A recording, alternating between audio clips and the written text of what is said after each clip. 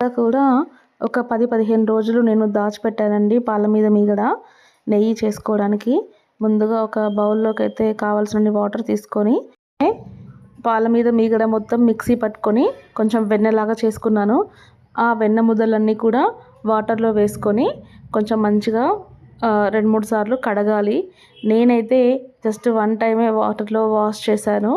అందులో ఆ వాటర్లో ఉన్న వెన్నని కంప్లీట్గా అందులో నుంచి తీసేసి వేరే బౌల్లోకి అయితే నేను ట్రాన్స్ఫర్ చేసుకున్నాను. మీరు చూడండి వీడియోలో ఇలా అయితే మనం వాష్ చేస్తుంటే చాలా వరకు వెళ్ళిపోతుంది వాటర్లోకి.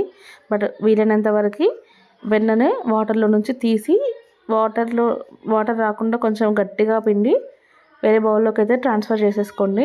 యాక్చువల్గా అయితే 2-3 సార్లు బాగా కడిగి క్లియర్ వాటర్ వచ్చేంత వరకు కడిగితే డస్ట్ అనేది ఏమీ రాకుండా ఉంటుంది. కానీ నేనైతే 1 టైమే కడిగాను. అది నేను చేసిన మిస్టేక్. సో మీరు ఎలా అయితే చేయకండి. తర్వాత స్టవ్ పైన ఒక బౌల్ పెట్టుకొని మనం తీసుకున్న వెన్నను మొత్తం అందులో వేసేసి మీడియం టు హై అలా అడ్జస్ట్ చేసుకుంటూ బాగా స్పూన్తో మంచిగా కలుపుతూ ఉండండి. మనమైతే స్టవ్ దగ్గరే ఉండాలి కంపల్సరీగా. ఆల్మోస్ట్ ఒక 15-20 మినిట్స్ 25 మినిట్స్ అలా పట్టిందండి వెన్న నుంచి మనకి నెయ్యి రావడానికి. చూడండి మీరు వీడియోలో కలుపుతూ ఉండాలి. ముందుగా గడ్డలంతా కూడా పోయి మనకి సాఫ్ట్గా అయిపోయి అందులో నుంచి లిక్విడ్ ఫామ్ అయిపోతుంది. ఆ లిక్విడ్ నుంచే వాటర్ నుంచే మనకి మెల్లిమెల్లిగా సపరేట్ అయిపోతూ ఉంది నెయ్యి. మీరు చూడండి. నెయ్యి చేసుకోవడం ఒక ప్రాసెస్ అయితే నెయ్యి చేసిన తర్వాత మనం కడగాల్సిన గిన్నెలు మాత్రం చాలా ఉంటాయి. అవంతా క్లీన్ చేయడం కూడా చాలా కష్టమండి. సో మనం ఇంట్లో నెయ్యి చేసుకోవడం అనేది చాలా బాగా అనిపించింది. నెయ్యి చేసేప్పుడు వచ్చే స్మెల్కి మా పిల్లలు కానీ నేను కానీ అస్సలు తట్టుకోలేకపోయాము. అంత ఘాటుగా ఉంది స్మెల్, నెయ్యి స్మెల్ చాలా అంటే చాలా స్మెల్ వస్తుంది.